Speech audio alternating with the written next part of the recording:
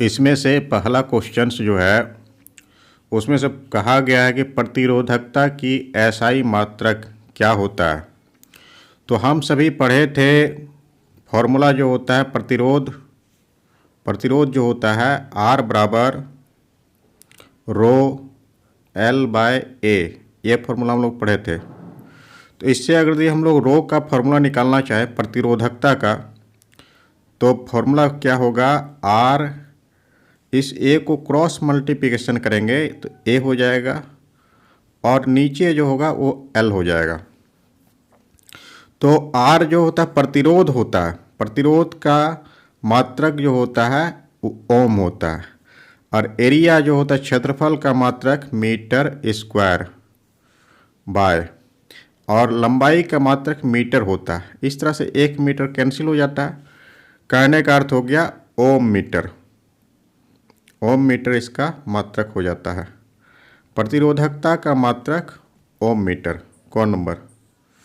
Joule नहीं होगा, joule जो होता है वो कार्य का मात्रक होता है, और एम्पियर जो होता है वो विद्युत धारा का मात्रक होता है, और ओम जो होता है वो प्रतिरोध का मात्रक होता है। तो इस तरह से पहला क्वेश्चन हम लोग सॉल्व किए। दूसरा नंबर में इसमें से है कि यदि एक प्रतिरोध के माध्यम से विभवांतर को हम लोग V से डिनोट करते हैं, V से ये है, और धारा जो है दोगुनी हो जाती है, विभवांतर भी दोगुनी। यदि एक परिपथ के माध्यम से विभवांतर और धारा दोगुनी हो जाती है तो परिपथ का प्रतिरोध क्या होता है? ठीक है, तो ये विभवांतर भी दोगुना हो गया और धारा का मान भी दोगुना हो गया, इस तरह से हो गया। तो ये हम लोग पढ़े हैं विभवांतर और धारा का अनुपात जो होता है वो एक स्थिरांक होता है। स्थिरांक मतलब कि ये हमेशा स्थिर रहता है, इसका अनुपात जब भी निकालेंगे वो हमेशा इक्वल निकलेगा, बराबर निकलता है। तो इसमें से कह रहा है कि स्थिरांक, तो परिपथ का प्रतिरोध, तो प्रतिरोध जो होता है वो आवेश को प्रवाहित होने में बाधा उत्पन्न करता है, रुकावट डालता है। तो इसमें से विभवांतर का भी मान दोगुना है, धारा का भी मान दोगुना है, तो दोनों का जो होता है अनुपात जो होता है वो स्थिरांक होता है। इसीलिए इसमें से प्रतिरोध का कोई संबंध नहीं होता, प्रतिरोध जो है वो समान रहेगा। प्रतिरोध जो होता है वो प्रतिरोधकता गुणांक पर निर्भर करता है। किसी भी धातु का प्रतिरोधकता गुणांक से हम लोग ये निर्धारित करते हैं कि उस वस्तु का प्रतिरोध क्या होगा, उस पदार्थ का प्रतिरोध क्या होगा। तो जो वस्तु रहेगा उसका जो जितना प्रतिरोधकता होता है उसी के आधार पर उसका प्रतिरोध होगा। तो प्रतिरोध तो उस वस्तु का हमेशा समान रहेगा, वो कभी बदलेगा नहीं। तो यदि हम विभवांतर भी बदल देते हैं, बढ़ा देते हैं, धारा का भी मान बढ़ जाता है, तो विभवांतर बढ़ाने से तो धारा का मान बढ़ता है, ये हम लोग पढ़े थे। विभवांतर को अगर ये बढ़ाते हैं तो धारा का मान बढ़ता है, इसमें प्रतिरोध का कोई रोल नहीं होता। आगे जो होता है, निम्नलिखित में से कौन से पदार्थ उच्चतम प्रतिरोधकता है?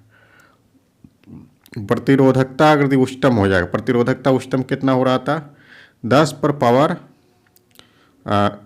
12 से 10 पर पावर 18, इस तरह से था कुचालक का, जिसमें से धारा प्रवाहित नहीं होता है। तो उच्चतम प्रतिरोधकता जो होगा वो कुचालक वस्तु का होता है, प्रतिरोधकता उच्चतम। तो इसमें से हम लोग देखेंगे कि कुचालक वस्तु कौन सा है। एवोनाइट हो गया, तांबा एक धातु है इसलिए ये नहीं होगा। नाइक्रोम भी एक धातु हो जाता है इसलिए ये नहीं होगा। चांदी जो होता है इसका प्रतिरोधकता बहुत कम होता है, इसीलिए विद्युत धारा इसमें से आसानी से प्रवाहित हो जाता है। तो इसका आंसर जो होगा वो एवोनाइट होगा। एवोनाइट का जो होता है प्रतिरोधकता उच्चतम होता है। अगला क्वेश्चन जो है 4 नंबर में, इसमें से कहा है निम्नलिखित में से कौन सा एक सुचालक के प्रतिरोध के प्रतिकूल है के रूप से प्रभावित करेगा। प्रतिरोध के लंबाई है, ये अनुकूल अगर रहता तो ये लंबाई हो जाता, लेकिन प्रतिकूल है, इसीलिए इसमें से अनुप्रस्थ काट का क्षेत्रफल या फिर व्युत्क्रमानुपाती होता है, एक तरह से कहने का अर्थ हो गया। तो घ नंबर इसका आंसर हो जाएगा। इसी तरह से 5वां नंबर का क्वेश्चन जो है, इसमें से कहा है कि निम्नलिखित में से कौन सा घटक एक चालक के प्रतिरोध को प्रभावित नहीं करता है। चालक के प्रतिरोध को प्रभावित नहीं करता है। लंबाई प्रभावित करता है, क्षेत्रफल प्रभावित करता है, तापमान प्रभावित करता है, इस तरह से हम लोग पढ़े थे। और प्रकृति, पदार्थ की प्रकृति जो होता है वो भी प्रभावित करता है। तो लंबाई प्रभावित करेगा, अनुप्रस्थ काट का क्षेत्रफल भी प्रभावित करेगा और पदार्थ भी प्रभावित करेगा। तो प्रभावित नहीं करता है वो है दबाव। दबाव प्रभावित नहीं करता इसमें से। 5 नंबर का ख नंबर इसका आंसर हो जाएगा, दबाव। अगला क्वेश्चन है इसमें से, प्रतिरोधकता के व्युत्क्रम को क्या कहते हैं। प्रतिरोधकता के व्युत्क्रम को हम लोग चालकता कहते हैं, उसको सिग्मा से दर्शाया जाता है। ये होता है 1/ρ। प्रतिरोधकता के व्युत्क्रम को हम लोग चालकता कहेंगे, विद्युत चालकता जिसको कहते हैं, विद्युत चालकता, विद्युत चालकता हो जाएगा। तो इसका यूनिट क्या हो जाएगा, इसका ओम मीटर होता है। तो 1/ओम मीटर ऐसे अगर हम लोग लिखते हैं ओम मीटर, तो ये इन्वर्स के रूप में लिखा जाएगा, मीटर इन्वर्स और ओम इन्वर्स, इस तरह से चालकता का जो होता है, प्रतिरोधकता के व्युत्क्रम को हम लोग चालकता काउंटर कहते हैं। और उसका मात्रक ये हो जाएगा ओम इन्वर्स, मीटर इन्वर्स, और इसका संकेत जो होता है वो सिग्मा होता है। इसी प्रकार से 7वां नंबर का क्वेश्चन है, इसमें से तार का प्रतिरोध के व्युत्क्रम के अनुपात में होता है। ये तो हम लोग अभी पढ़ रहे थे। व्युत्क्रम के अनुपात में वो होता है तार के अनुप्रस्थ काट का क्षेत्रफल होता है। घ नंबर, अगर यदि व्युत्क्रम की जगह पर समानुपाती रहता तो हो जाता लंबाई हो जाता। अगला क्वेश्चन 8वां नंबर में हम लोग देख रहे हैं।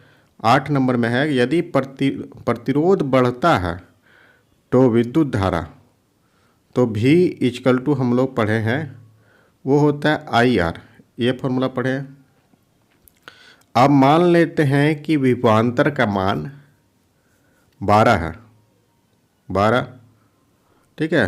पहले प्रतिरोध ये था 2, तो यहाँ पर धारा का मान वो हो जाएगा 6, तभी तो 12 होगा, 12 होगा। अब मान लेते हैं कि प्रतिरोध का मान बढ़ गया, बढ़ करके हो गया 3, तो धारा का मान कितना होना चाहिए, 4। तो ये देखते हैं, अगर यदि ये प्रतिरोध का मान अगर यदि बढ़ रहा है तो धारा का मान घट रहा है। या फिर दूसरे भी तरह से हम लोग समझ सकते हैं, प्रतिरोध क्या करता है, धारा के मार्ग में बाधा पहुंचाता है, इसीलिए धारा का मान कम हो जाएगा। यदि प्रतिरोध बढ़ता है तो विद्युत धारा शून्य हो जाती है, कम हो जाती है, शून्य नहीं होता है लेकिन कम हो जाता है, स्थिर हो जाएगी, स्थिर भी नहीं होगा, दोगुना भी नहीं होगा। इस प्रकार से यदि प्रतिरोध बढ़ता है तो धारा का, अगला क्वेश्चन में कहा है, यदि किसी प्रतिरोधक के माध्यम को प्रभावित होने वाली धारा इसके व्युत्क्रमानुपाती होती है, किसी प्रतिरोधक से प्रभावित होने वाली धारा जो होता है वो व्युत्क्रमानुपाती होता है प्रतिरोध का। प्रतिरोध अगर यदि हम लोग बढ़ा देंगे तो धारा का मान क्या होता है, अभी हम लोग पढ़ रहे थे, कम हो जाता है। ये अगर यदि बढ़ता है, प्रतिरोध अगर यदि बढ़ता है तो धारा का मान कम हो जाता है। तो व्युत्क्रमानुपाती का अर्थ यही होता है, अगर एक अवयव अगर यदि बढ़ेगा तो दूसरा जो है घट जाता है। तो इसमें से हो जाएगा धारा, विद्युत, यहाँ पर धारा होना चाहिए, आवेश लिखा गया, विद्युत धारा हो जाएगा ये वाला।